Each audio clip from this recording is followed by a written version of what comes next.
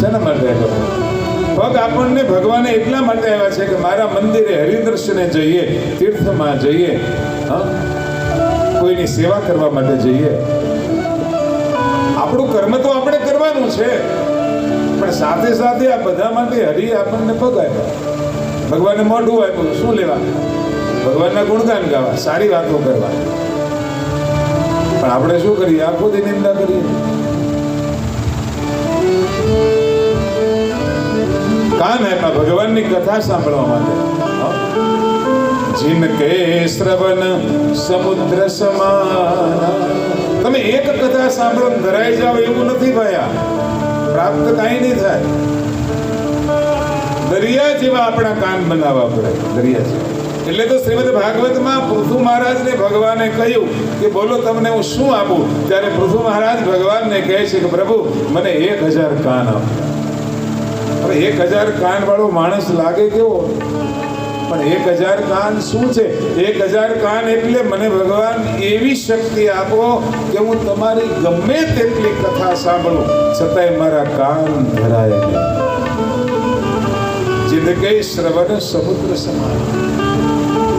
નદીમાંથી કઈ તણાતું આવતું અને પેલું શિયાળ ત્યાં બેઠેલું, એના બચ્ચાઓ 4-5 ત્યાં રમતા હતા.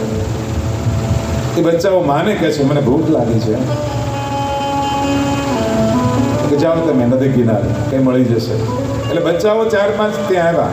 એની માં ત્યાં સામે બેઠી છે અને એમાં તણાતું કઈ આવ્યું 4-5 ફૂટનું હતું. એટલે પેલા બચ્ચાએ એને ઢસડીને બહાર કાઢ્યું. બચ્ચા રાજી થઈ ગયા, અમને ખોરાક મળી ગયો, ખાવાનું મળી ગયું.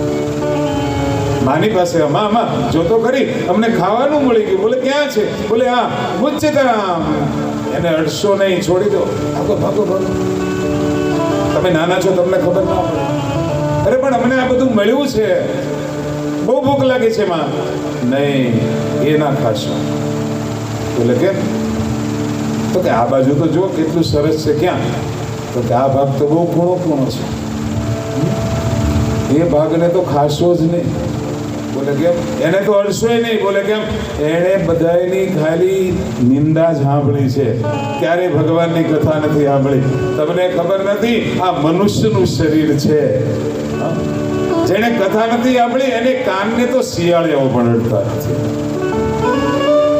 જીવત શિવ સમાન સહપ્રાણી.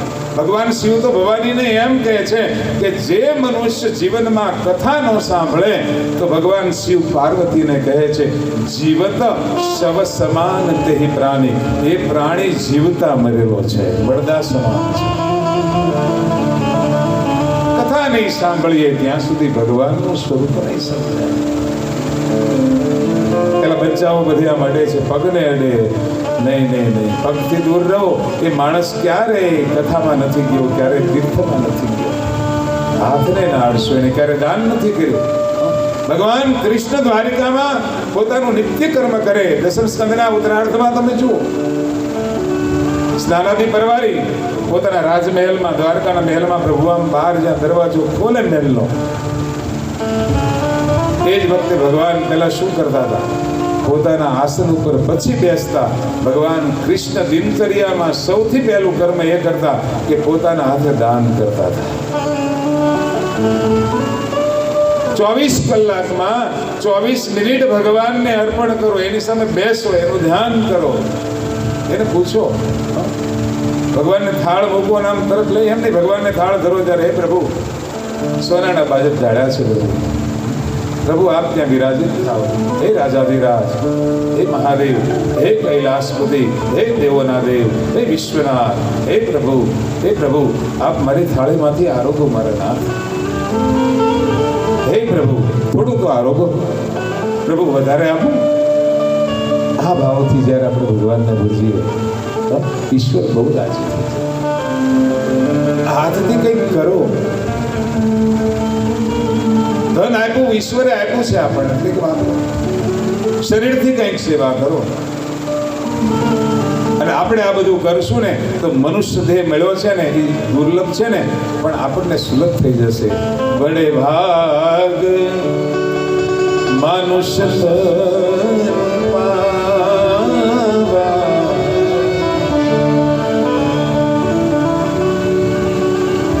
ભગવાનની કથા દુઃખને ભૂલાવી દે. અમારી પાસે તો બહુ દાખલા છે આવા બધા, બહુ દાખલા છે. અમને પોતાને પણ શરીરની પીડા હોય તોય શરીરની પીડા ભૂલાઈ જાય છે. આવું બનેલું છે ઘણી વાર. હરિકથા છે એ આ સંસાર સાગરને પાર કરનારી છે. એવી કથા આપણને પ્રાપ્ત થઈ છે. અને આ ભગવાનની એવી કૃપા, કેવો સરસ વિચાર આવ્યો કે કેટલાય જીવો છે તૃપ્ત થાય ભગવાનની કથાથી. એવી ભગવાનની અનંત કથા આપણે 3 દિવસ ગાવાની છે. મને પહેલા વાત કરેલી, કયા ભગવાનની કથા કરશું? મેં કીધું બધા ભગવાનની. રાધા પુરુષોત્તમ આવે, મહાદેવજી તો આપણો આવે જ ને, રામજી પણ આવે ને ભગવાન કૃષ્ણ પણ આવે, બધા આવશે. કારણ કે આપણે તો સત્સંગ કરવો છે ને. અને સત્સંગ કરીને જ્યારે આપણે આપલે કરીએ, આ યજ્ઞ છે, કથા એક યજ્ઞ છે ને. અહીંથી જે કાંઈ બોલાય છે એ આહુતિ છે. સ્વાહા સ્વાહા. અને તમારા કાન છે યજ્ઞના કુંડ છે. અહીંથી જે કાંઈ બોલીએ તમારા કાનમાંથી હૃદયમાં ઉતરે છે. અને હૃદયમાં શું છે? જઠરાગ્નિ છે. એ જઠરાગ્નિમાં બધી આહુતિ પડે અને એ આહુતિ અંદર જાય એટલે આપણું જીવન ઉદ્ધવ બને છે. કથા એક યજ્ઞ છે, મોટા મોટો યજ્ઞ કથા છે. એટલા માટે આ કથામાં આપણે બેસી 3 દિવસ આપણે, મને એવી ઈચ્છા છે કે શિવ મહાપુરાણની નવધા ભક્તિ, રામાયણજીની નવધા ભક્તિ અને શ્રીમદ ભાગવતની નવધા ભક્તિ, આ 3માંથી જેટલી જે કંઈ ગ્રંથને આપણે કંઈ થોડું પણ કંઈ આપી શકશું એ પ્રમાણે આપણે આપવા માટે પ્રયત્ન કરશું. રામાયણજીની પહેલી ભક્તિ શબરીને ભગવાને આપી છે. અને શ્રીમદ ભાગવતમાં પ્રહલાદજી, વિચાર તો કરો, નાના એવા પ્રહલાદજી. અરે પ્રહલાદજી કરતા તો ધ્રુવજી મહારાજ કેટલા નાના હતા, વિચાર તો કરો. કેટલા? 5 વર્ષનું બાળક. એની માતા સુનીતિ ને સુરુચિ. હવે એના પિતા છે સુનીતિને બહુ પ્રેમ કરે, સુરુચિને નહીં. સુરુચિને બહુ પ્રેમ કરે, સુનીતિને નહીં. એટલા માટે બને એવું કે પ્રહલાદજી પોતે બાળકોની સાથે એમ રમતા હોય અને પેલા બાળકો કે છે ધ્રુવને કે ધ્રુવ તારા પિતા કોણ? તો કે સામે બેઠા મારા પિતા. તારા પિતા? બોલે હા. જાતું એને ખોળામાં બેસ્યા.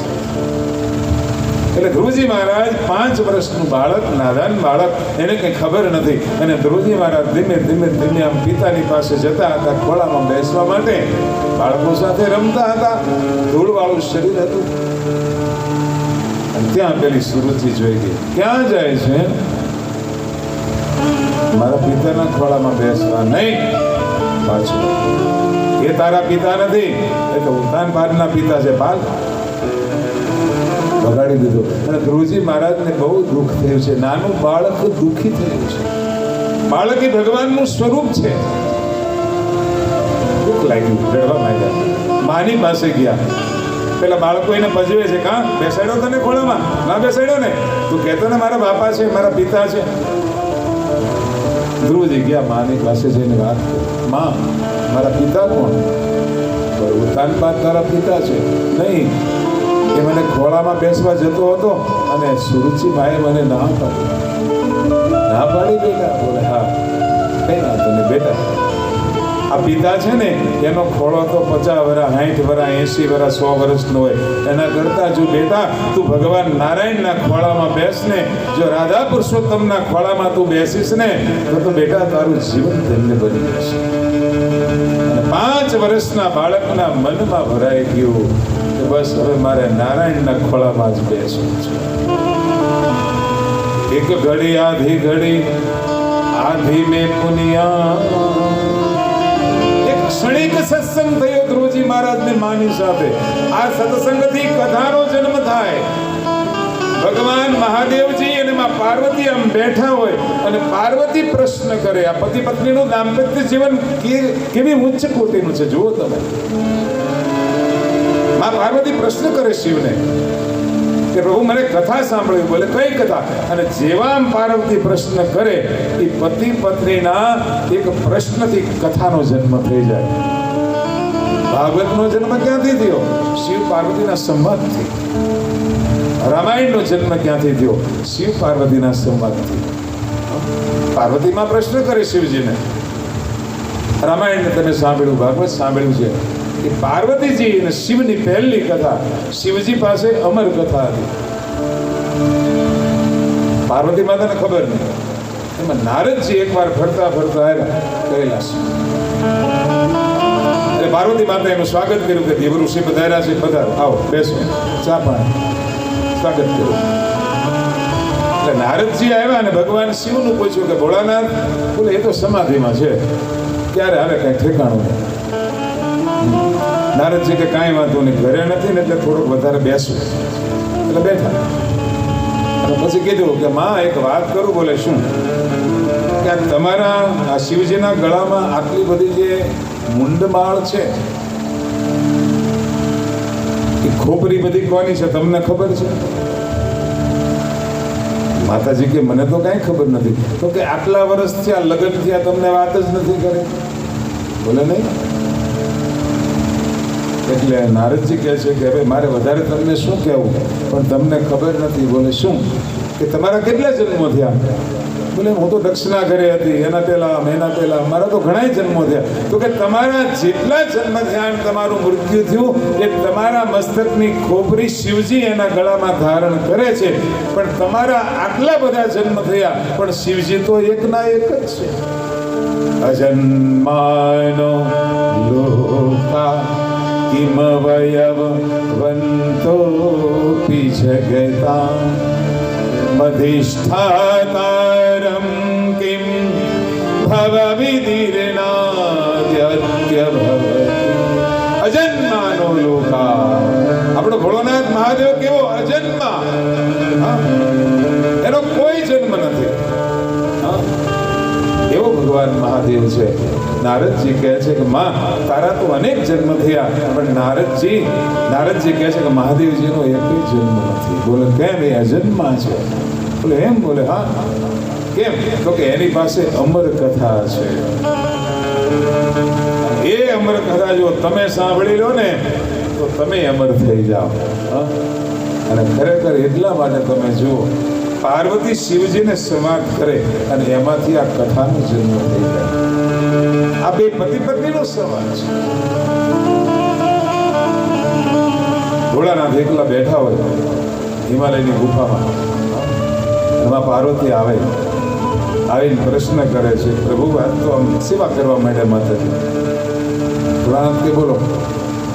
તો કે તમે સમાધિમાં આટલા વર્ષોથી હતા, કેટલાય વર્ષોથી આપની રાહ જોતી હતી. પ્રભુ આપ પધાર્યા છો. પ્રભુ મારા મનમાં અનેક સંશય છે, આ સંશયને તમે દૂર કરો. જીવનમાં જ્યારે જ્યારે સંશય પેદા થાય ને ત્યારે શાસ્ત્રનો કથાનો આશ્રય કરો. કથા જ્યાં સુધી નહીં સાંભળીએ ત્યાં સુધી ભગવાનનું સ્વરૂપ ન સમજાય. હમણાં વાત કરી કે આપણી પાસે અહીંયા સફરજન પડ્યું છે, કોઈ ફ્રૂટ પડ્યું છે, એ ફ્રૂટ અહીં પડ્યું છે પણ આપણને ખબર જ નથી કે આ શું કામ આવે. તો આપણે ફ્રૂટને જોયા કરીએ, હાથમાં લઈએ, આમ ફેરવીએ, આમ ફેરીએ, પછી મૂકી દઈએ.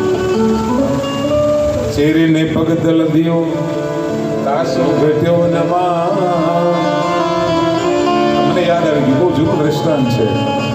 ચેરીને પગ દલ દિયો તાસો ઘટ્યો નમા. એ બધા ઝવેરી બેઠા હોય ને એટલે કહું છું. ચેરી એટલે બજાર વાળવા વાળી. બનેલું એવું કે બજાર વાળતી હતી બેન, રસ્તો સાફ કરે અને એમાં એને એક પથ્થર મળે છે. એટલે એને એમ થયું કે પથ્થર આટલો બધો ચમકે છે, લાવ ને હું કોઈ મારા પગમાં આવ્યો, આટલો બધો ચમકે છે, લાવું કોઈ ઝવેરીને બતાવું કે જેથી કરીને એની કિંમત હોય તો મને 200-500 રૂપિયા મળે. પેલો પથ્થર આવેલો એકદમ ચમકે. પેલી લઈને ઝવેરીને દુકાને ગઈ અને ઝવેરીને જઈને કહે છે કે આ પથ્થર જુઓ તો આનું કંઈ આવશે? ઝવેરી હાથમાં પથ્થરને લીધો. બહુ સરસ પોખરાજનો નંદ, 50 કેરેટનો 25 કેરેટનો મસ્ત. આમ જોયું એને મનમાં એમ થયું કે છે તો આ લગભગ 2 કરોડ 3 કરોડનો પીસ છે, પણ આને ક્યાં ખબર પડે છે, એ ક્યાં જાણે છે? એટલે કીધું કે હા કદાચ 200-500 રૂપિયા આવે. અને 200-500 એમ જ્યાં બોલ્યો ત્યાં હાથમાં રહેલો પથ્થર ફાટી ગયો. પેલો ઝવેરી પથ્થરને પૂછે કે આવું તો મારા હાથમાં ક્યારેય નથી બન્યું, કેટલાય પથ્થર મેં વેચ્યા પણ આજ તું ફાટી કેમ ગયો? ત્યારે પથ્થર કહે છે ઝવેરીને કે ચેરીને પગ તલ દિયો તાસો ઘટ્યો ન માં. પેલી અભણ સ્ત્રી હતી, ગરીબ સ્ત્રી હતી, બજાર વાળતી હતી, એના પગ નીચે આવ્યો ને તો મારું માન ઘટ્યું નહોતું. પણ આજ જાનનહાર અજાન ભયો નહૈયા ભાર. તું તો ભલામણા મારી કિંમત જાણે અને આજ તે મારી કિંમત કરી નહીં ને એટલે હું ફાટી ગયો. મારે આ કિંમત સમજાવી પડે માણસને. એ કિંમત ક્યારે સમજાય? સત્સંગથી સમજાય, એ સિવાય કિંમત સમજાતી નથી. અહીંયા ભગવાન મહાદેવજી બેઠા છે અને પાર્વતી કહે છે કે મારે અમર કથા સાંભળવી છે. પ્રભુ, મને નારદજી આવીને વાત કરી કે તમારી પાસે અમર કથા છે, મને સંભળાવો. અને ભગવાન શિવજી પાર્વતીને આ કથા સંભળાવે. એ કથાની શરૂઆતમાં મહાદેવજી ભવાનીને ભક્તિનું દાન કરે છે. ભક્તિ વિના કદી પ્રાપ્ત ન થાય. પહેલા આપણે રોજ મંદિરે જઈએ, ભગવાનની તરફ વળીએ, એ બધું ક્યારે થાય? કે આપણે કથા સાંભળીએ ભગવાનનું સ્વરૂપ. મેં હમણાં વાત કરી એમ કે સફરજન છે, સફરજનને જો આપણે કંઈ એના વિશે જાણતા ન હોય તો આપણે એને ખાઈ શકતા નથી. આપણને ખબર છે કે આ ફળ છે, એના આટલા ગુણ છે, આપણા શરીરમાં આટલું બધું ફાયદાકારક છે, તો આપણે ખાઈ લઈશું. પણ ખબર જ નથી તો એમ ભગવાનનું મહાદેવજીને આપણે બધું કરીએ છીએ, પૂજા કરીએ, બધું કરીએ, પણ જ્યાં સુધી મહાદેવજી તત્વ શું છે, આ શિવ તત્વ શું છે, એના વિશે આપણે જાણતા નથી, ત્યાં સુધી ખરેખર આપણે શિવને પામી નહીં છે. આપણે ત્યાં સુધી દેકારો જ કરીએ છીએ. શિવ તો શૂન્ય છે. શિવ મહાપુરાણમાં આપણે જોઈએ તો ભગવાનનું સ્વરૂપ કયું છે? લિંગાકાર છે, શૂન્ય. એનો કોઈ આકાર નથી, નિરાકાર છે. નિરાકાર રૂપમ શિવોહમ શિવ, નિરાકાર રૂપમ શિવોહમ શિવ. શૂન્ય સ્વરૂપ છે. આપણે ઈશ્વરની પાસે જ્યારે જઈએ, શરૂઆત તો આપણી પૂજાથી જ હોય, પણ એ પૂજન કરતા કરતા કરતા કરતા એ ધીમે ધીમે આપણામાં જ્યારે ઈશ્વર ઉતરવા માંડે ને પછી ધીમે ધીમે શાસ્ત્ર એમ કહે છે, શિવ મહાપુરાણ તો એમ કહે છે કે અમુક ઉંમર થયા પછી પૂજન પણ છૂટી જવું છે. પછી ખાલી આમ બેસીએ ને તો સમાધિ લાગી જાય. એ શિવને પામેલો છે. હા, આપણે કર્મ કરીએ છીએ, ભગવાનની જે સેવા કરીએ, સેવા ધર્મને ચૂકવો ન જોઈએ, પણ ક્યાં સુધી? શરીર ચાલે ત્યાં સુધી. પણ એમ થાય કે ભાઈ શરીર નથી ચાલતું. જોકે વૈષ્ણવો તો એમ કહે છે કે જ્યાં સુધી આ ખોળિયામાં શરીરમાં આત્મા છે ત્યાં સુધી ધર્મ છોડવો નહીં, ત્યાં સુધી ઠાકોરજીની સેવા કરવી, અને કરે છે. પણ એ સેવા કરતા કરતા ભગવાનનું જ્યારે આપણને સ્વરૂપ સમજાય, પછી સ્વરૂપ સમજાણા પછી કદાચ આપણું શરીર ચાલતું નથી તો એ સ્વરૂપને આપણે આપણા હૃદયમાં ધરવાનું છે. આપણે રોજ ભગવાનના મંદિરે આવીએ પછી અહીં બાકડે બેસીએ છીએ, ઓટલે બેસીએ, તો કોઈને આપણે પૂછીએ કે ભાઈ તમે અહીં કેમ બેઠા છો, તો કે આ અંદર આવે વાતો કરીએ, ઘડીક બેસીએ. પણ ખરેખર જે ઓટલે બેસવાનો નિયમ છે શાસ્ત્રમાં કે બહાર મંદિરની બહાર નીકળી અને બેસવું છે. બધા બહુ નિયમો છે કે મંદિરના આપણે જ્યારે દ્વારમાં દર્શન કરવા માટે જઈએ ત્યારે પ્રથમ દર્શન કરવા જોઈએ અહીંયા આ પગથિયા, કારણ કે સીડી છે, ભગવાન સુધી કોણ લઈ જાય? આ પગથિયા.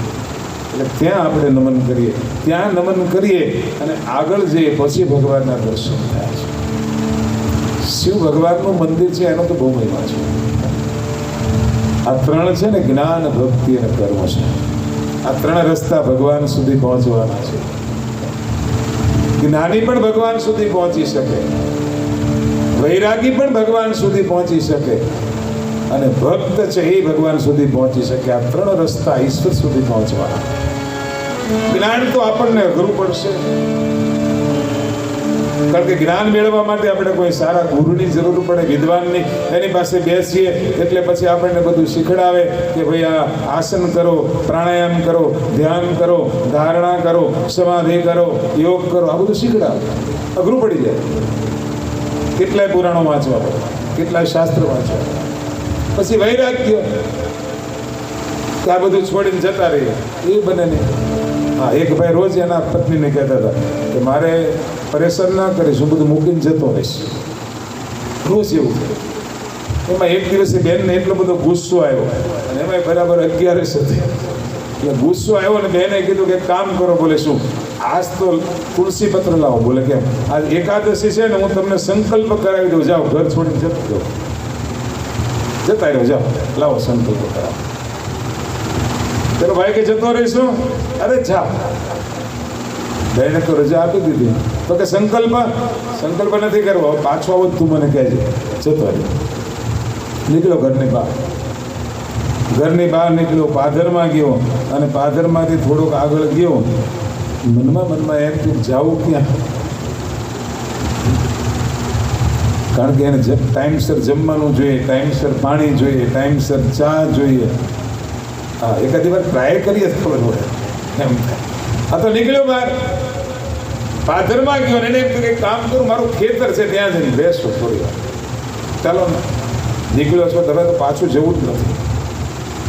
ખેતરમાં ગયો, અને ખેતરમાં જઈને બેઠો હતો. ત્યાં બાજુવાળો જે ખેતરવાળો એનો પડોશી છે, એ ત્યાં ખેતર ખેડતો હતો. એણે બળદને ત્યાં બાંધ્યો અને પેલાને બોલાવ્યો કે આવો. બોલે કેમ? તો કે 12 વાગ્યા, ખાવું છે, જમવું છે.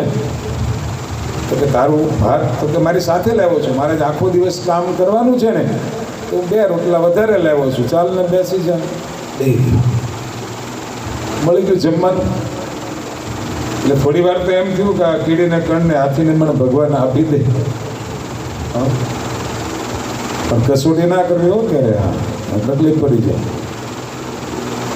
ના, કસોટી કરો ને, ભગવાનની તમે કસોટી કરશો ને, તો ભગવાન ગમે તે સ્વરૂપ આવશે, બાકી જમાડશે. કોઈ દિવસ ભૂખ્યા ન છોડે. એટલે તો ભગવાન લક્ષ્મીજીને એકવાર એવું હતું ને, ભગવાન કહેતા હતા હું કીડીને કણ, હાથીને વણ, એ બધા જીવો જ્યારે તૃપ્ત થાય પછી જ ભગવાન કે હું જમું છું. લક્ષ્મીજીને એમ થયું કે આજ ભગવાનની કસોટી કરવી છે. એટલે એક કીડીને ડબ્બીમાં પૂરી દીધી, અને પછી ઠાકોરજીને જમવા માટે બોલાવ્યા. ભગવાન નારાયણ જમવા માટે આવ્યા. ભગવાન જમવા બેઠા. લક્ષ્મીજી પૂછે ભગવાન બધાએ જમી લીધું? આજ બધા જીવ, આખી સૃષ્ટિના બધાએ? બોલ્યા બધાએ જમી લીધું. નહીં, ખોટી વાત, એક જીવ ભૂખ્યો છે. અરે ના હોય દેવી, મેં તપાસ કરી લીધી. તો કે નહીં, એક જીવ ભૂખ્યો છે, બતાવો.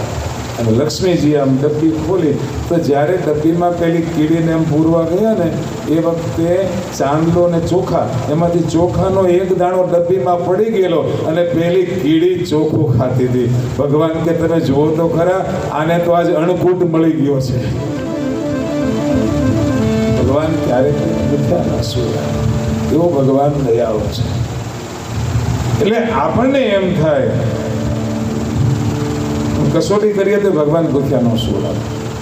એટલે આ બેને કીધેલું ના ભાઈ. તો ત્યાં ખેતરમાં બપોર થઈ, 3:30-4 વાગે પડોશી ચા બનાવી, ચા આપી, એને તો મજા આવી ગઈ. સાંજ પડી, પેલો પડોશી કહે છે ઘરે નથી આવું? બોલે ના, હમણાં હું આવું છું, મારે થોડું કામ છે ને, આગળના ખેતરમાં જઈને આવું. કારણ કે ઘરે તો જવું નહોતું. એને તું બપોરે જમી લીધું ને, તો રીસાવું જ છે. અને ખેતરમાં ખાટલામાં પડ્યો રહેશે. ખેતરમાં ખાટલા કેવા હોય ખબર છે ને? ખેતરના ખાટલા કેવા હોય? ખેતરમાં ખાટલા રાખતા હોય એને ખબર હોય. આપણે ઘરે જેમાં સવામણના ગાદલા છે ને સેટી પલંગ છે ને એવું ના હોય. ત્યાં તો ખેતરના ખાટલામાં જોઈએ ને તો આમ બધી બાજુ દોરડા લટકતા હોય એવા ખાટલા ત્યાં જઈને સૂતો. આ બાજુ પેલો પડોશી ખેતરમાંથી ઘરે આવ્યો સાંજના ટાઈમે, એટલે આ ભાઈના પત્ની આમ બહાર ઊભેલા. એટલે બહાર ઊભેલા એટલે પૂછ્યું કે તમારા ભાઈ એ બાજુ આજ ખેતર બાજુ આવ્યા હતા? તો પેલો કે હા, આખો દિવસ મારી સાથે જ હતા, કે મારી જોડે જમ્યા, હમણાં સુધી અહીંયા ખેતરમાં જ હતા, મારી સાથે જ તે. એટલે બહેનને ખબર પડી કે સીમાડાથી બહાર નહીં જાય, ગામના સીમાડાથી બહાર નહીં જાય. રીસમાં ને રીસમાં રાતે ત્યાં સૂઈ ગયો. સવાર થઈ, હવે સવારમાં ને કોલગેટ જોઈએ, લાવવું ક્યાંથી બધું? લીમડાનું દાંતણ લીધું, દાંતણ કર્યું, અને દાંતણ કરીને પછી ત્યાં તો પાણી થોડું ખાબોચિયામાં ભર્યું હતું, મોટું મોટું ખંગાળ્યું, અને પછી એને એમ થયું બિચારી આખી રાત રડી હશે, આખી રાત રડી હશે. છોકરાઓ મારા વિના નહીં રહેતા હોય, સંસાર છે બધું ચાલ્યા કરે, ચાલને ઘરે પાછો જવા દે. આ વૈરાગ, વૈરાગની હું વાત કરતો હતો ને, આ વૈરાગ કથાનો વૈરાગ લાગે કરો કે આ એક કથા સાંભળીએ ને પછી આપણે બસ બધું આમ જ કરવું છે, આમ જ કરવું છે. પણ એ 3 દિવસ પૂરા થાય એટલે આખો કે પાછું એમનું એમ બધું ભૂલી જાય. આ ક્ષણિક વૈરાગ્ય છે. સ્મશાનમાં માણસ બેઠો હોય ને, આમ ચિંતા જલતી હોય, બેઠો બેઠો વિચાર કરે ઓહો આમ જ જલી જવાનું છે, આમ જ ભડકે બળી જવાનું છે, આ સંસારમાં કાંઈ નથી, કાંઈ નથી, કાંઈ નથી, આવી જ વાતો કરે. પણ ઘરે આવી અને બાથરૂમમાં જે નાઈન જે બહાર નીકળે, ઇસ્ત્રી થાય, કપડાં પહેરીને બહાર નીકળે, બધું ભૂલી જાય. આ ક્ષણિક વૈરાગ્ય છે. સ્મશાન વૈરાગ્ય ક્ષણિક વૈરાગ્ય છે. એમ આ ભાઈને ક્ષણિક વૈરાગ્ય લાગી ગયું. આવ્યો છે ગામમાં, એની પત્ની થોડી રાત્રે ઊંઘતો નહોતી આવી, ઉપાધિ તો થાય ને, ચિંતા થાય કે સૂતા હશે, ત્યાં મચ્છર કરડતા હશે, ખેતરમાં પંખો નહીં હોય, ઉપાધિ થાય. અને પેલો ભાઈ આવ્યો. બહેનોનો સ્વભાવ છે, ભગવાને બહેનોને આ શક્તિ આપેલી છે કે તમે જો એટલી બધી શક્તિ તમે કે એના પતિના પગના ચપ્પલનો બૂટનો અવાજ સાંભળે ને તો કોઈ પણ સ્ત્રી રસોડામાં રસોઈ કરતી હોય તો એ ખબર પડી જાય કે આવ્યા, એને ખબર પડી જાય. કાં તો ગાડીના અવાજથી આમ ખબર પડી જાય. એટલે અહીંયા ભાઈ આમ નીકળ્યા તો આ બેન ત્યાં દિવાલની અંદર પોતે ઢોર રાખતા હતા અને ગાયોના છાણા ત્યાં થાપતી હતી. એટલે આમ બૂટનો અવાજ સાંભળ્યો, એને એમ થયું હા આ એમના પગના બૂટનો જ અવાજ છે. પણ પહેલાંને એમ થયું કે હું અહીંથી જોઈ લઉં કે અંદર બેઠી બેઠી રડે છે કે શું કરે છે, દિવાલ થોડી નીચે. એટલે પહેલો ભાઈ ત્યાં ઊભો રહી અને આમ ડોકાવા ગયો દિવાલમાં. એટલે પહેલી બહેને આમ ઊંચે જોયું, ઊંચે જોઈને કે ચાલો જુનાગઢ અહીંયા જ છે, આવી જાઓ ત્યાં. આપણે જુનાગઢને રીતવાર જવું નથી, જો આ બાજુ જ છે, વહી આવો. હા, આ ક્ષણિક વૈરાગ્ય છે. અને ક્ષણિક વૈરાગ્ય લાગી જાય એનાથી કઈ ન મળે. સત્સંગથી જે વૈરાગ્ય છે એ કેવો લાગે આપણને? ત્યાગ અને વૈરાગ્ય બંનેમાં ફરક છે. આપણે એકાદશીનો ઉપવાસ કરીએ ને તે દિવસે અન્ન ના ખાઈએ, એનો ત્યાગ કરી દઈએ, એ ત્યાગ છે. પણ છતાંય આપણી પાસે બધું સામે પડ્યું છે, ખાવાની બધી તમામ ચીજો આપણી સામે પડી છે, પણ છતાંય ખાવાનું મન ના થાય. અને ભગવાનની સાથે આપણે કથામાં જોડાયેલા હોઈએ કે ભગવાનની ભક્તિમાં જોડાયેલા હોય, આપણને એમ થાય કે મારે 5 દિવસ 7 દિવસ કથા સાંભળવી છે તો મારે સાદો ખોરાક જમવો છે, મારે ભારે કંઈ જમવું નથી. તો સામે બધી વસ્તુ છે અને છતાંય પણ તમે ન ખાઓ, તમે સાદું ભોજન લો તો એ વૈરાગ્ય છે. એ ત્યાગ નહીં, વૈરાગ્ય કહેવાય છે. તો અહીંયા ભગવાન શિવ પાર્વતીના ભક્તિની કથા કરે છે. પહેલી ભક્તિ કહી પ્રથમ ભક્તિશન દર્શન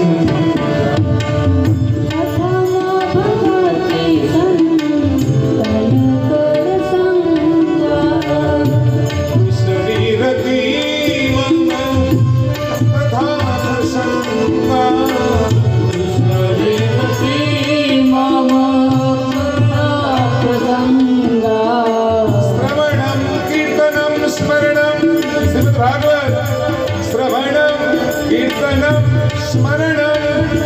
પ્રથમ ભક્તિ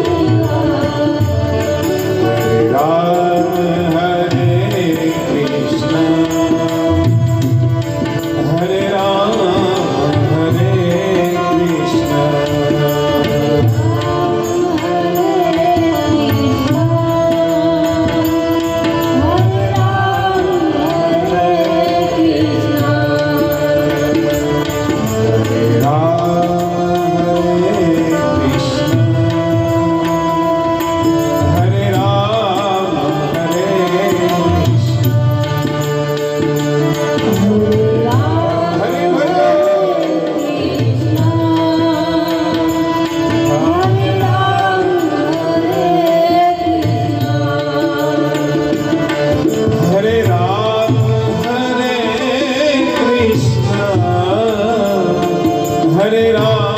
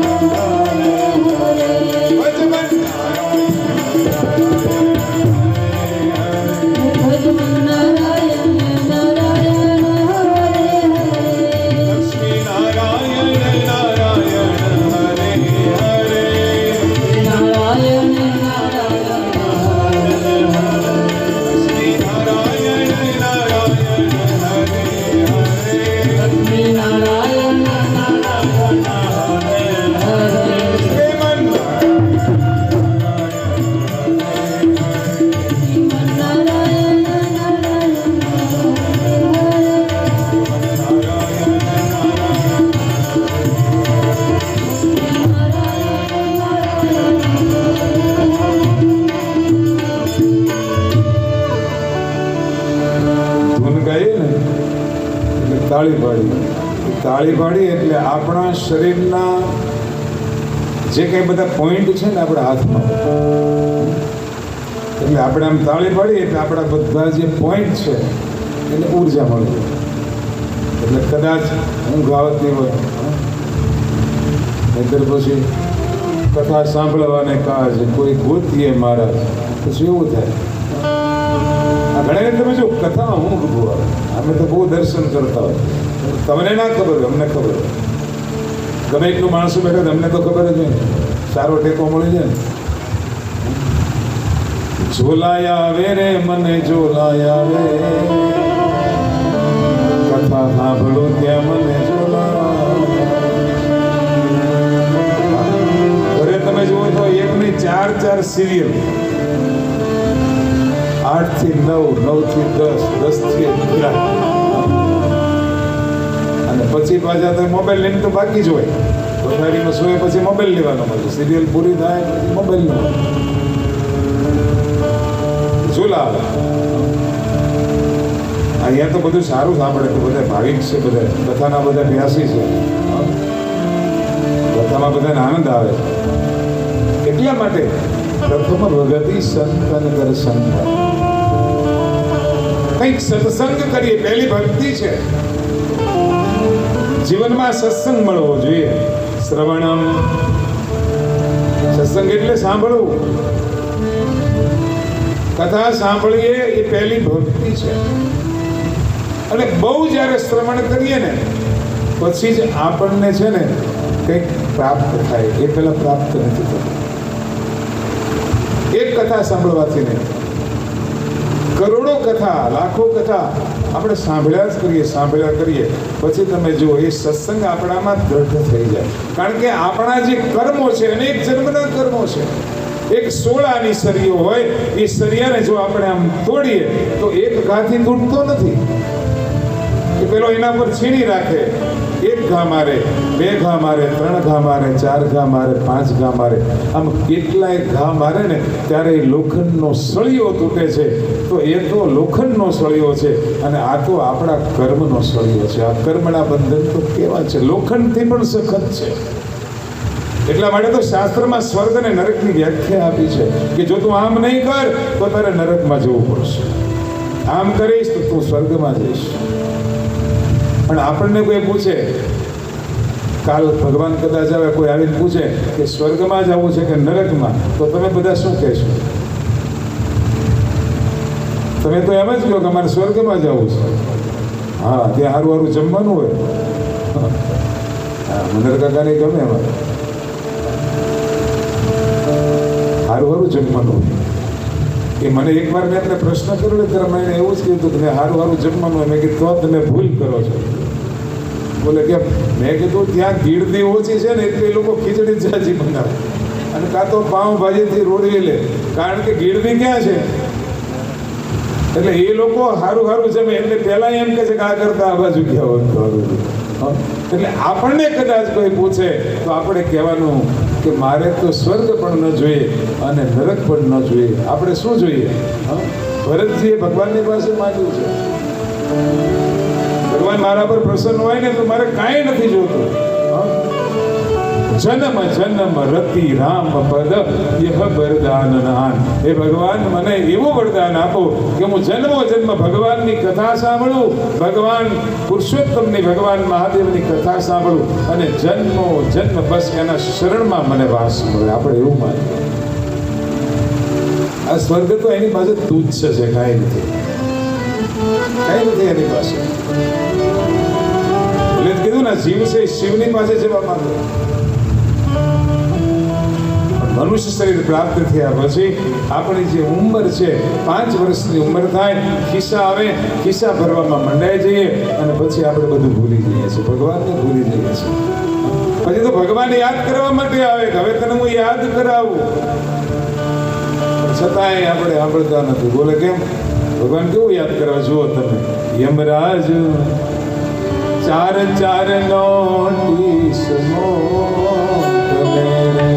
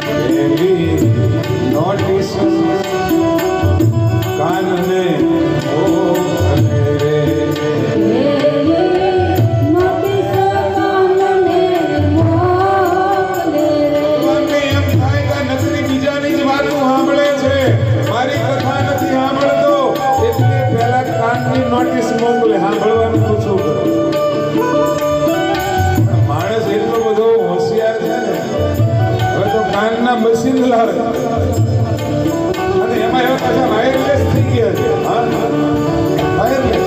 પેલા તો પેલું કિસ્સામાં પેલું બાકસ જેવું કંઈ રાખતા હતા સેલ વાળું. હવે એ નથી આવતું. મેં જોયું તો સીધું જ ડાયરેક્ટ ચાર્જિંગ. આ પાછું પડવું જ નથી ને. એ તારા પડતા તૂટી જાય ચાર ચાર નો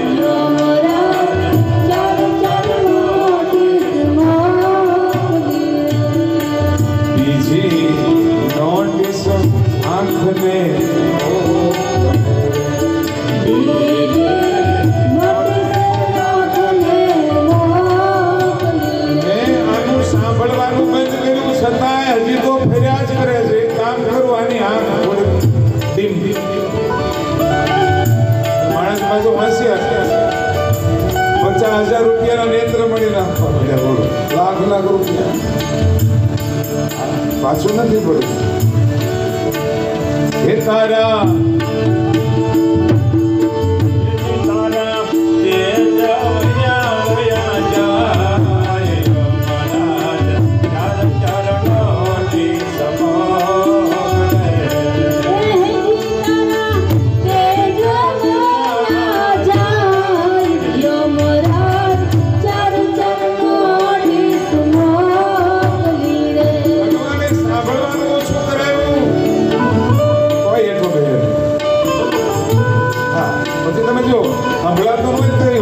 કામ કરે પૂછે બે વાર તું પેલીની વાત કરે છે ને કેતો બધા એવું કરે અને આંખે દેખાતું ઓછું કરે તોય એઠાનો કે શું કરવું મારે. ભગવાન પાછા ત્રીજી નોટિસ પગને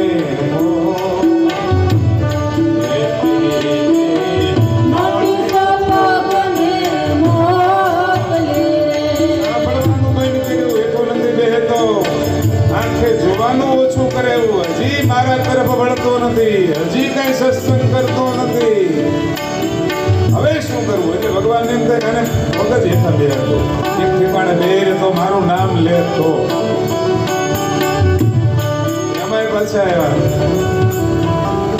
અત્યારે પગ નખાવે છે ને બધા ઘૂંટણ નખાવે ઘૂંટણ નવા થઈ જાય બધા ડોક્ટર ગેરંટી આપે 25 વર્ષ 50 વર્ષે ન ખાવીએ 25 વર્ષની ગેરંટી એટલે કોઈ પ્રોબ્લેમ તો નહીં જ ને. 75-80 નું આયુષ છે અત્યારે અને કદાચ માની લો ભગવાન આપણને રાખે ને 75 સુધી હારા હોય અને કદાચ ઘસાણા હોય તો એ તો બીજા નાખી દેવાય, બીજા 50,000 2 લાખ ખર્ચી ન થાય. બહુ વરા જીવી આપણે એમાં કેમ વાંધો છે પણ પાછું પડવું નથી મળ્યું. ત્રીજી નોટિસ પગલે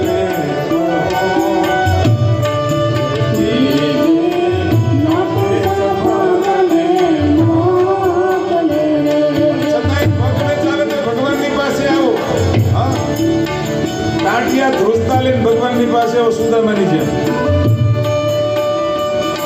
આ તો કોના માટે છે નોટિસ?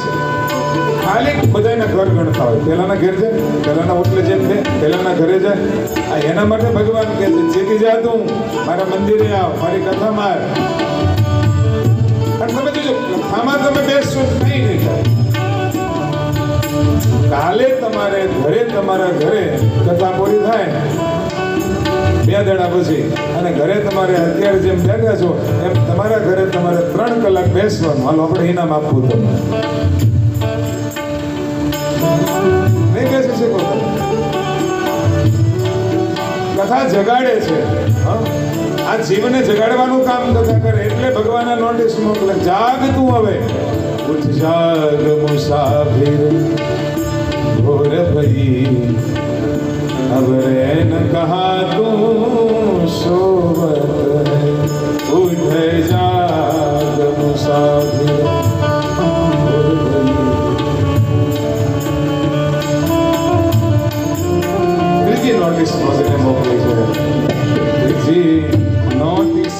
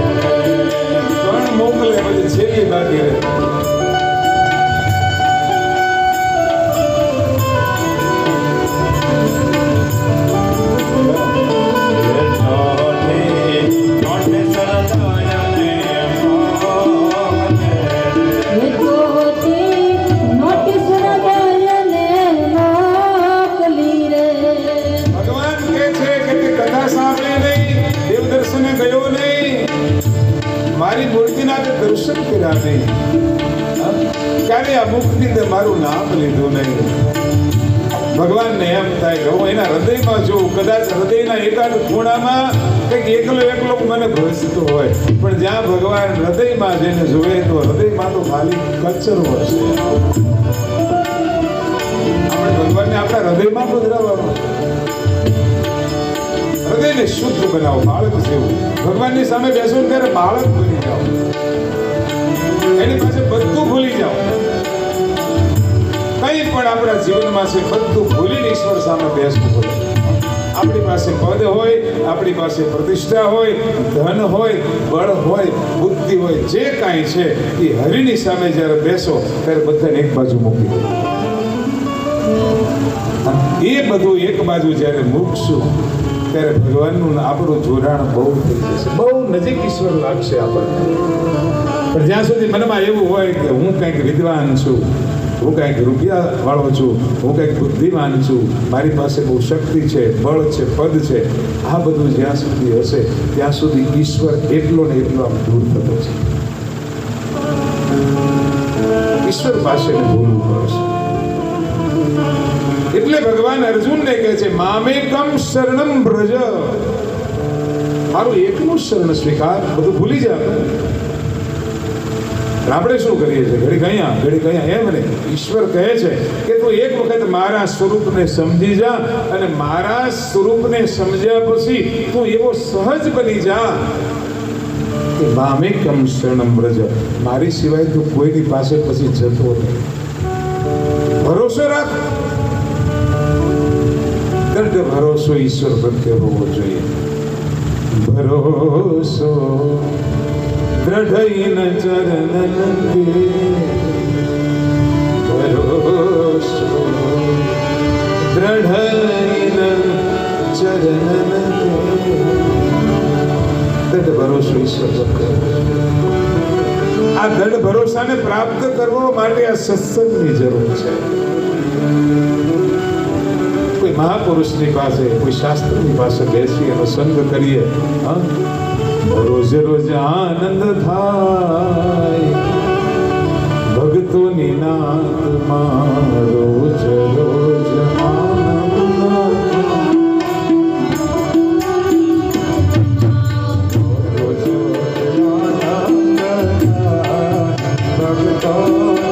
અમારે છે ને ઘણા દિવસે ભેગા છે, ગાવાની મજા બહુ. આ ભાઈ તો લગભગ 5 વર્ષ એણે કથાની શરૂઆત તબલાની મારાથી કરેલી. મારી પાસે સૌથી પહેલા એને તબલા વગાડેલા 20 વર્ષ પહેલા, 2008માં. કારણ કે મારી કથાની શરૂઆત અહીંથી થઈ રામજી મંદિર 2003 આ છોકરાઓ મારી પાસે બાપજી કથા વાંચો મને ક્યાં આવડે તો કે તું મારા જ ગોતી દો તો મેં કીધું 50,000 રૂપિયા થાય તો એ તો અમારી પાસે છે નહીં એટલે તમારી પાસે આવ્યા મને અને પછી કંઈક દાદાની ઈચ્છા મેં બહુ મહેનત કરી હો કારણ કે મને પહેલી વાર વ્યાસપીઠે બેઠાડો ને મને જ એમ થતું હતું હું કથા કેમ કરીશ એટલે દાદાની પાસે રામાયણ લઈને બેસતો અને મહાદેવજી સાંભળે હું સંભળાવું મહાદેવજી આખો દિવસ રાત્રે અઢી વાગી જાય છોકરાને મેં તારીખ આપી દીધી ને મારી પાસે 20 દિવસ બાકી હતા અને એ 20 દિવસ મેં બેસીને એટલી બધી રામાયણ એટલી બધા કેટલી આખી નોટો લખી એટલું બધું લખ્યા કરું અને એ કથાની જે શરૂઆત થઈ બાળધુન યોગ મંડળના બાળકોએ જે કથા કરી 5,000 રૂપિયાની પાસે સિલક હતી ને મેં કથા શરૂ કરી કથા પૂરી કરી ત્યારે મને એ છોકરાઓ કહેતા હતા 42,000 રૂપિયા રોકડા બાકી વધ્યા બધું આ કરતા વધેલા પછી તો એને ઘણી કથાઓ થઈ આપણે ત્યાં આ કથાનો પ્રભાવ એવો છે એટલે આ ભાઈ ત્યારથી મારી સાથે શરૂઆત મારાથી કરેલી આ રાજુભાઈ ભરતભાઈ ખૂબ આનંદ એટલે આજ બધા ભેગા થયા તો મારી એ લોકો મને સૂર આપે છે કે તમે કંઈક ગાવ તો મેં કીધું આજ ગાઈશ તો કથા ક્યારે કરીશ કથા ક્યારે કરું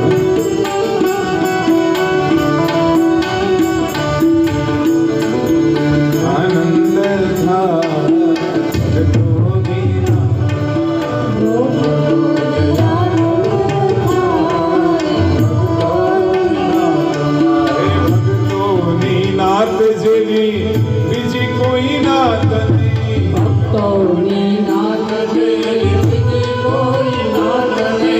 હરી ના ભજન વિના બીજી કોઈ વાત નહીં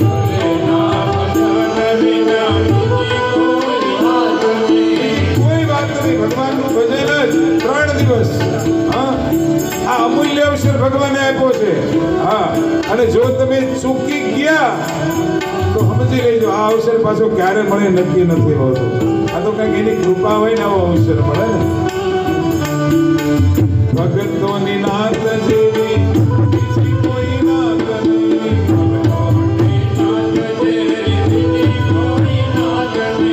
હરિના ભજન વિના બીજી કોઈ વાત નહીં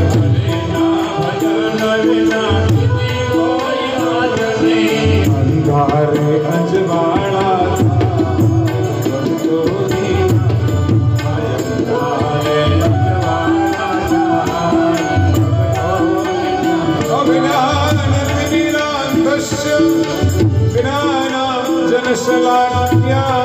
ઉપનિષદ કહે છે અજ્ઞાન રૂપી અંધકાર જ્ઞાનામ જન જલાક્યા સદગુરુ સંત શાસ્ત્ર શું કરે આપણે અજ્ઞાન રૂપી અંધકારથી ઘેરાયેલા હોય આપણી આંખ ખોલી અને આંખમાં સૂરમો આંજે જ્ઞાનામ જન શલાક્યા ચક્ષુ ઉન્મિલિતમ એનમ આપણા જે ચક્ષુ છે એને દિવ્ય તેજ આપે એનું નામ સદગુરુ એનું નામ શાસ્ત્ર છે હરિના ભજન વિના બીજી કોઈ વાત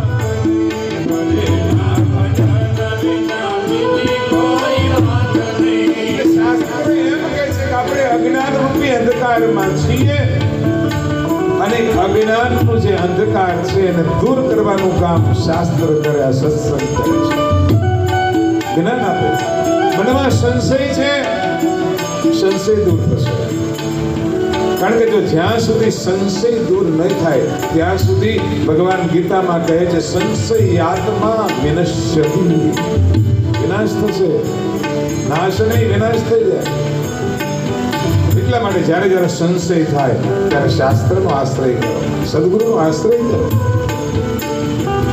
ગુરુની બહુ જરૂર છે એટલે કીધું પ્રથમ ભગવતી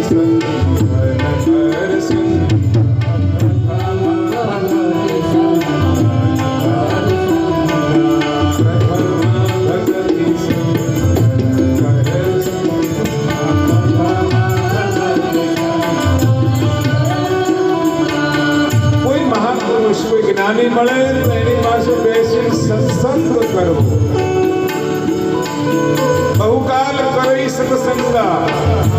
કાળ સુધી જેટલો સમય મળે જ્યારે સત્સંગ કરીએ ત્યારે આ કર્મના જે બંધન, આ કર્મના સોળિયા છે ને, એ બધાએ તમે જો બળીને ભસ્મ થઈ જશે. કર્મ તો ભોગવવું પડશે, કારણ કે કર્મ પ્રધાન વિશ્વ રચી રાખા. ભગવાને કર્મ પ્રમાણે જગત બનાવ્યું, એટલે કર્મને ભોગવવું તો પડશે, પણ કર્મ ભોગવતી વખતે રડવું નહીં પડે, હસતા હસતા આ જીવન પસાર થઈ જાય. એટલે સત્સંગની જરૂર છે. બાકી કર્મ કોઈને નહીં છોડે ને. બ્રહ્મના બાપને કર્મ છોડતું નથી. ભગવાન રામજી શ્રવણ એના અંધ માતા પિતાને લઈ અને ચારધામની જાત્રાએ નીકળ્યો હોય. અયોધ્યા નગરીના સરયુના કિનારે શ્રવણ મા બાપને લઈને આવે. મા બાપ કહે છે, શ્રવણ અમને તરસ લાગી છે, પાણી પીવું છે. એક ઝાડ સાથે કાવડને બાંધી શ્રવણ મહારાજ સરયુના જળમાં ઘડુલો લઈ અને પોતે આમ પાણી ભરવા જાય. એ સમયે મહારાજા દશરથ મૃગયા કરવા આવ્યા હતા. બૂડ બૂડ બૂડ એવો અવાજ આવ્યો અને દશરથને થયું કે કોઈ હરણ પાણી પીવા આવ્યું છે, અને તરત જ એને ધનુષ પર બાણનું સંધાન કર્યું, બાણ છોડ્યું અને સીધું શ્રવણની છાતીમાં વાગ્યું છે. હે રામ, હે રામ, હે રામ. દશરથજીને એકદમ થયું કે મારાથી કંઈક ભૂલ થઈ ગઈ છે. આ હરણ નહોતું, આ તો કોઈ મનુષ્યનો અવાજ છે. ઝાડીમાંથી એમ બહાર આવ્યા છે. આવીને જોયું તો શ્રવણ મોતના વાંકે આમ પડ્યો છે. હે રામ, હે રામ. હા, કોણ છે ભાઈ? બતાવે છે, મારા માતા પિતા પાણી ખાવ, એને પાણી આપો. કંઈ બોલી શકતો. દશરથને થયું કે હા, કદાચ એના માતા પિતા માટે પાણી ભરવા આવ્યો હશે, મારાથી એને તીર વાગી ગયું. ભાઈ પ્રાણ બંખેરો ઉડી જાય છે. માતા પિતાને તરસ લાગી છે. શ્રવણ, બેટા શ્રવણ. આવે છે દશરથજી, હાથમાં ગરુડો છે.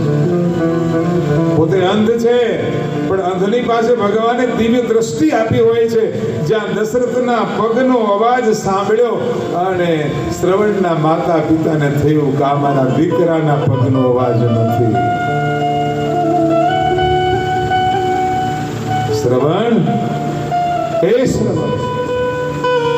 સામેથી કઈ અવાજ નથી આવતો. બેટા પાણી લાવ્યો, મને તરસ લાગી છે, બેટા જળ આપને. અને જ્યાં દશરથજી એ અંધ માવતરના હાથમાં, પિતાના હાથમાં ગળુલો આપે, નહીં તું બોલ તો જ મારે પાણી પીવું છે. મારો દીકરો આજ બોલતો કેમ નથી? દીકરા બોલ ને.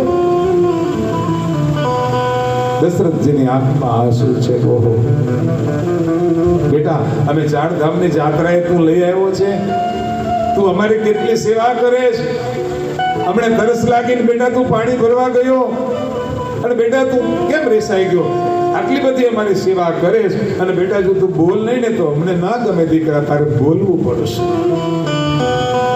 અને તે દિવસે દશરથજી કહે છે,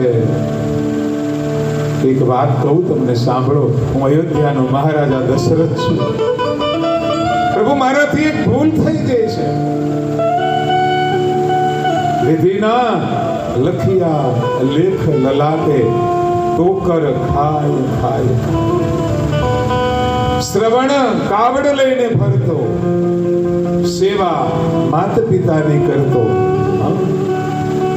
મા બાપની સેવા કરતો, તો એ શ્રવણ પર વિધિના લેખ તમે જુઓ,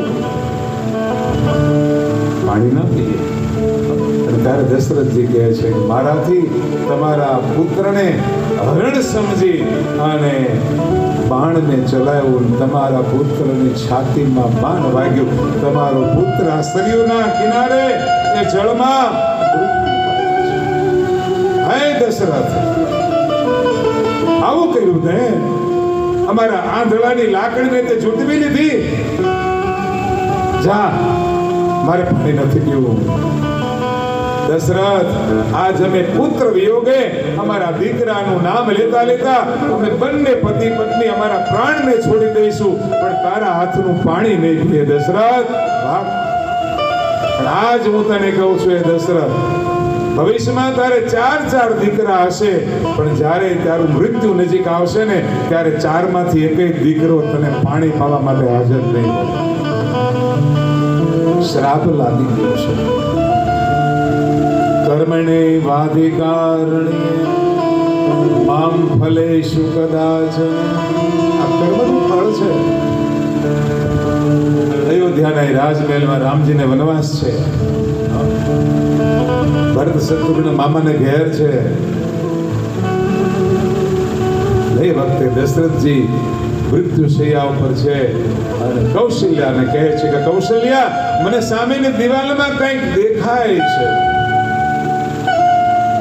કૌશલ્યા કે પ્રભુ શું દેખાય છે? તમને કઈ એવો ભાસ થતો હશે. નહીં, મને કઈ દેખાય છે. ત્યાં મને કઈ ચિત્ર દેખાય છે. કૌશલ્યા કે પ્રભુ સુઈ જાઓ, કઈ નથી. તને કઈ દેખાય?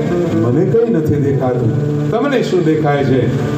કૌશલ્યા, મને શ્રવણના અંત માતા પિતા દેખાય છે.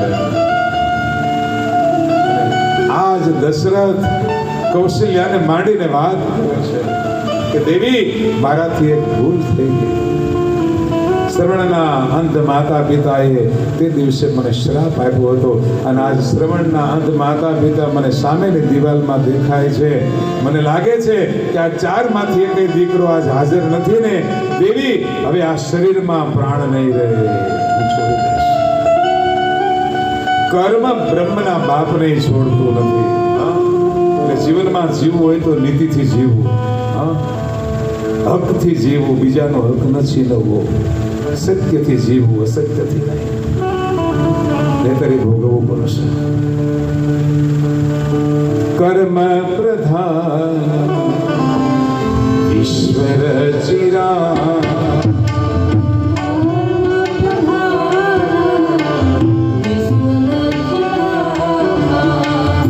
જો જસ કરાઈ તો રસ ફલ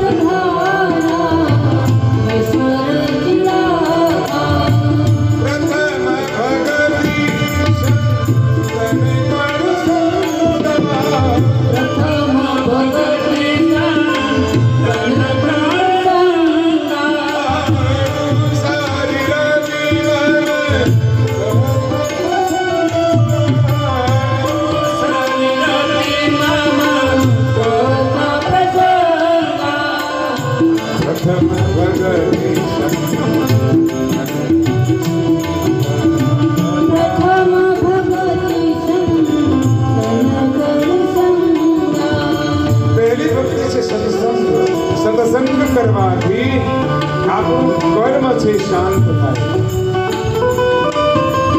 ભોગવીએ ખરા, પણ એ શાંતિથી ભોગવવું પડે. આપણા જીવનમાં ભજન હશે, તપ હશે, ભગવાન પ્રત્યે જો આપણો પ્રેમ જાગૃત હશે, ઈશ્વર પ્રત્યે સત્સંગથી જો શ્રદ્ધા પ્રગટી હશે, તો એ કર્મ ભોગવવું તો પડશે, પણ હસતા હસતા આપણે કર્મને ભોગવી લઈશું. નહીતર પછી રડવાનો વારો આવે છે. પ્રથમ ભગતિ સમ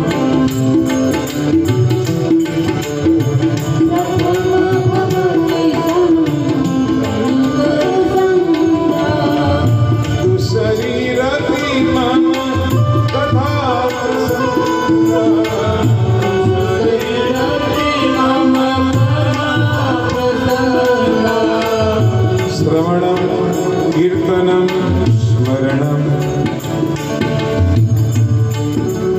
સાંભળ્યા પછી સત્સંગને આપણે સાંભળીએ કે સત્સંગ માટે કોઈ સંતની પાસે જઈને બેસી તો આપણને ઘણી વાર એવું થાય કે અત્યારે સંતો મળે છે ક્યાં ગોતવામાં આવો છે. પણ ખરેખર તમે જુઓ તો સત્સંગ મેં હમણાં વાત કરી એમ જો પતિ પત્નીનું દાંપત્ય જીવન સારું હોય, આનંદથી જીવતા હો, તો તમે રોજ તમારા ઘરમાં બેસી અને પતિ પત્ની વધારે સમય નહીં પણ તમે રામાયણની 5 ચોપાઈ અથવા તો ગીતાના 5 શ્લોક એને વાંચી અને એકબીજા તમે વાંચીને સાંભળી ન શકો? થઈ શકે. ખાલી 5 મિનિટથી શરૂઆત કરો. તો ભાઈ ઘરે આવ્યા ને કદાચ એમ કે મારે થાકી ગયો છું, વાંધો નહીં, તમે સોફા પર બેસી જાઓ, ટેકો દઈને બેસો, હું તમને ગીતાના 5 શ્લોક સંભળાવું, એનું ભાષાંતર સંભળાવું, આપણે બી સાંભળી લઈએ, વાંચી લઈએ, પછી આપણે આગળનું જે કાંઈ ટીવી જોવું છે, મોબાઈલ જોવું, પછી જોઈશું. આપણે આ સત્સંગમાં આ મનને વાળવાની જરૂર છે. ધીમે ધીમે આપણને એમ થશે, જે ઘરની અંદર શ્રીમદ ભગવદ્ ગીતા, રામાયણજી, શ્રીમદ ભાગવત આ ગ્રંથ હોય તો ખરેખર તમે આ નિયમ લો કે રોજ મારે બસ 1 પેજ, 5 શ્લોક, 5 ચોપાઈ, તમને જે ગમે તે, જેવો સમય, પણ રોજ તમે નિત્ય એને ખોલો અને એને વાંચો. આપણા જીવનના દરેક પ્રશ્નના જવાબમાં આપેલા છે, તો આપણે ખોલતા નથી. તો સત્સંગ આપણા ઘરે પણ થઈ શકે. પતિ પત્નીનું દાંપત્ય જીવન જો મધુર હોય, ભક્તિમય જીવન જીવતા હોય અને ઈશ્વરે આપણા પર કૃપા કરેલી હોય, કરી શકીએ સત્સંગ. બાપ દીકરો પણ સત્સંગ કરી શકે, ભાઈ ને ભાઈ પણ સત્સંગ કરી શકે, અરે બે મિત્ર હોય તોય સત્સંગ કરી શકે. આ શ્રીમદ ભગવદ્ ગીતા છે, એનો જન્મ ક્યાં થયો? કુરુક્ષેત્રના મેદાન. હવે કુરુક્ષેત્રના મેદાનમાં છે એ અર્જુનજીના રથના સારથી ભગવાન હતા. આજે ભગવાન દ્વારકાધીશ ભલે 14 બ્રહ્માંડનો અધિપતિ છે, પણ અર્જુનને ગીતામાં ભગવાન કહે છે સખા. સખા એટલે મિત્ર, બરાબર? તો આ ભગવદ્ ગીતાનો જન્મ ક્યાંથી થયો? તો અર્જુનને વિષાદ થયો. આપણું મન પણ વિષાદથી ભરાયેલું હોય છે. આ સંસારમાં અનેક વિષાદો હોય. અર્જુન પહેલા ભગવાનને એવું કહે છે, પ્રભુ મારે આ બધાને કેમ મારવા? તમે એમ કહો છો કે યુદ્ધ કર, પણ યુદ્ધ કેમ કરવું? આ સામે મારા બધા સગા સંબંધી છે, કાકા છે, મામા છે, આ બધા છે, મારે કેમ બધાને મારવા? અર્જુન કંઈ કરી શકતો નથી, પહેલા ના પાડે છે, હથિયાર હેઠા મૂકી દીધા છે. અર્જુનને મોહ થયો છે ત્યારે ભગવાન કહે છે કે અર્જુન આખી ગીતાનો પાઠ કરે પછી ભગવાન એને વિરાટ સ્વરૂપનું દર્શન કરાવે. કથા બહુ લાંબી છે, કાલે કદાચ ટાઈમ રહે આપણે વધારે ગીતા વિશે વાત કરીશું. તો વિરાટ સ્વરૂપનું જ્યારે ભગવાન દર્શન કરાવે અને જ્યાં વિરાટ સ્વરૂપનું દર્શન કર્યું અને અર્જુનની અંદર રહેલો મોહ અને વિષાદ આ બધું દૂર થઈ ગયું. કારણ કે ભગવાનને સમજી ગયો કે આ જગતને હું જે મારા મા બાપ, મારા કાકા, મારા મામા એ જે માનું છું ને એ બધું ભગવાનમાં સમાયેલું છે. આ તો બધું ઈશ્વર સ્વરૂપ જ આખું જગત છે, પણ ભગવાન મને આજ્ઞા કરે છે કારણ અધર્મની સામે આ યુદ્ધ હતું. ધર્મની સામે નથી, અધર્મ સામે આ યુદ્ધ છે. એટલે જેવો વિરાટ સ્વરૂપના દર્શન કરે છે, અર્જુનનો મોહ છે, જે મતિ ભ્રમ થયો હતો એને સુમતિ સૂજે છે કે નહીં, આ પ્રભુ મને જે આજ્ઞા કરે છે બરાબર છે. એમ સત્સંગથી આપણામાં સુમતિ જાગે છે. સત્સંગ વિના વિવેકની પ્રાપ્તિ નથી થતી. આપણે ગમે તેટલી બીજી ભગવાનની પૂજા કરીએ, પણ જેનામાં સત્સંગ ના હોય ને અમને ખબર પડી જાય કે આનામાં સત્સંગ નથી. ભલે સ્વામિનારાયણ મંદિરે જતો હોય, હરેરામ હરે કૃષ્ણ મંદિરે જતો હોય, ગમે ત્યાં જતો હોય, પણ જે પુરુષ, જે જીવ કોઈ સંતના સંગના સંપર્કમાં આવેલો હોય એટલે અમને ખબર પડી જાય કે સાધુની સાથે બેઠેલો છે. એટલે કોઈ પણ ધર્મનો સાધુ હોય, કોઈ પણ ધર્મનો, અમને ખબર પડી જાય કે આ સત્સંગમાં ક્યાંક રંગાયેલો છે, કારણ કે એની દર્શન કરવાની રીત જ જુદી હોય. જેનામાં સત્સંગ ઉતરેલો હોય ને એનામાં વિવેક હોય. કે તુલસીનું પત્તું તોડે ને તુલસીને 2 વાર આમ પૂછે ને, અને આપણે ભેળા નથી, ખરોડી નાખ્યા નથી. ફૂલને પૂછે કારણ એમાં જીવ છે, આમાં એને પૂછવું જોઈએ. આપણે જ્યારે કંઈ પણ તુલસી પુષ્પ કંઈ ચોટીએ ને ત્યારે પહેલાંને વંદન કરવા પડે કે ભગવાનની પૂજા માટે હું આપ લઈ જવા માગું છું, આપ મને આજ્ઞા કરો. મારાથી તમને કંઈક ક્ષતિ પહોંચે તો મને ક્ષમા કરજો. હું આપને જાણતો નથી, પણ કદાચ હું તમને તોડું અને તમારા અંગને કંઈ થાય, કંઈક ક્ષતિ પહોંચે તો મને ક્ષમા કરજો. હું તો તમારો ભગવાન માટે ઉપયોગ કરવા માટે લઈ જાઉં છું. આવું બોલીને પગે લાગીને ત્યાંથી તોડે. આ તો ઘરવાળા સૂતા હોય, અત્યારે ભૂતા લાગે છે, ઊંઘતા લાગે છે, એટલે ફૂલ થોડાક તોડી લઉં. આ ભાવ ન હોવો જોઈએ. બિનુ સત્સંગ વિવેક ન હો. આ વિવેક સત્સંગ આવે. જ્ઞાન, ભક્તિ અને કર્મ. ભગવાનના 3 દીકરા છે, એમાં ભક્ત છે, ભગવાનને બહુ વાલો છે. જ્ઞાની કરતા, વૈરાગી કરતા નાનો દીકરો ભક્ત છે. અને મા બાપને હંમેશા સૌથી નાનો દીકરો હોય ને બહુ વાલો હોય. એટલે ભગવાનને ભક્ત બહુ વાલો છે. એટલે ભગવાન ધ્રુવજી મહારાજને પ્રેમ કરે, પ્રહલાદને પ્રેમ કરે, કારણ કે ભગવાનના ભક્ત છે. એટલે હું કહું છું કે સત્સંગ કર્યા પછી આપણા મનને વિશુદ્ધ બનાવીને બાળક જેવું જ્યારે બનાવી દઈએ ત્યારે ઈશ્વર આપણી બહુ નજીક આવી જાય. જ્ઞાન, ભક્તિ અને કર્મ, આ 3 પગથિયા છે જવા માટે ઈશ્વર સુધી. પણ આવતીકાલે આપણે ધર્મ, સંયમ, વિવેક, સેવા, આ બધા પગથિયાને જોતા જઈશું અને આગળ નવધા ભક્તિનો ક્રમ લેતા જઈશું. કારણ કે સમય થઈ ગયો છે. આજે કથા થોડી મોડી શરૂ થઈ છે, કારણ કે પહેલો દિવસ હોય. આમ તો બધું લગભગ ટાઈમસર હતું, પણ ઈશ્વરને કંઈક એવું આયોજન કરવું એટલે આપણે એમાં કંઈ દયા ન થઈ શકીએ. ભૂપેન્દ્રભાઈને કીધું કે મેં 2-4 વાર ફોન કર્યા, પણ સાઉન્ડ તો કે હવે એ તો હરીની ઈચ્છા છે કે કંઈ વાંધો નહીં, આજ 15 મિનિટ મોડા 20 મિનિટ. કારણ કે ભાઈને બીજે બધે આયોજન ત્યાં શરૂ હતું. બહુ સરસ છે આ છોકરાઓ. એને જ્યારે પહેલું સાઉન્ડ જ્યારે એને વસાવ્યું ત્યારે ઘાંચીની વાડીમાં મારી ભાગવત કથાને પહેલી કરેલી. અને મને એને સામેથી આવીને કીધેલું કે બાપજી, હું સાઉન્ડ લાવ્યો છું અને મારે આપની કથા કરવી. અને એ વખતે મારે મુંબઈવાળા, પેલા મુંબઈના હતા મહેન્દ્રભાઈ શાહ કરી એ હતા, મણિકાકાની નાતના ઘાંચી હતા અને મોઢ મણિક હતા. અને એમણે ત્યાં આયોજન કર્યું, બહુ સરસ આયોજન કર્યું. અને એ વખતે પહેલી વાર ત્યારે તો એની પાસે સાઉન્ડ બહુ નાનું હતું, પણ અત્યારે મહાદેવજીની અને માતાજીની કૃપાથી એની પાસે બહુ મોટું સાઉન્ડ છે અત્યારે. એટલે મને હમણાં મહિના પહેલાં ભેગા થયા ત્યારે વાત કરી કે હવે કંઈ કથા હોય તો મને કહેજો, મારી પાસે સાઉન્ડ બહુ મોટું થઈ ગયું છે, હું તમને કંઈ હેરાન નહીં. નાનું એવું મિક્સર લઈને આવ્યો હતો આટલું. મેં કીધું ભલામણ મારી કથામાં મિક્સર ન ચાલે. પછી તાત્કાલિક રાલસથી મિક્સર લઈ આવ્યો, પણ ઓપરેટિંગ નહોતું થતું. આ વસ્તુ એવી છે કે તમારી પાસે સામાન ગમે એટલો હોય, પણ ઓપરેટિંગ કરતાં એનું જો ન આવડે, તમને ઓપરેટર બરાબર ન હોય તો 50 લાખ રૂપિયાનો સામાન હોય એની કંઈ કિંમત નથી. એની પાસે સામાન પણ એની સાથે સાથે ઓપરેટર બહુ સારો છે, સારામાં સારું સાઉન્ડને બજાવી શકે છે એવો છે. આ બધાને એને વ્યવસ્થિત રાખવા પડે અને બહુ સારું કામ છે. તો મોડું થયું એટલે ભગવાન એને ક્ષમા કરી દીધી કે કંઈ વાંધો નહીં, આજ ક્ષમા કરી દીધી, પણ કાલથી ટાઈમસર વહેલો રહેશે, મોડું ના થાય. બરાબર. 2 મિનિટ નામ સંકીર્તન, એ પછી આપણે કથાને વિરામ આપીએ.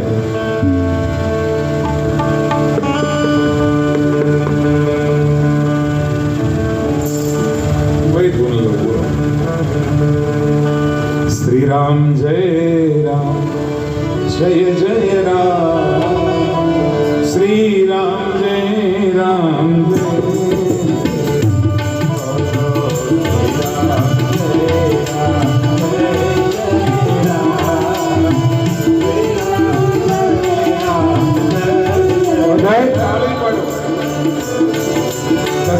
બેસીએ ને આપણે ભગવાનનું નામ લઈએ ને પછી તાળી પાડીએ ને એટલે પાપ બધા ભૂલી જાય.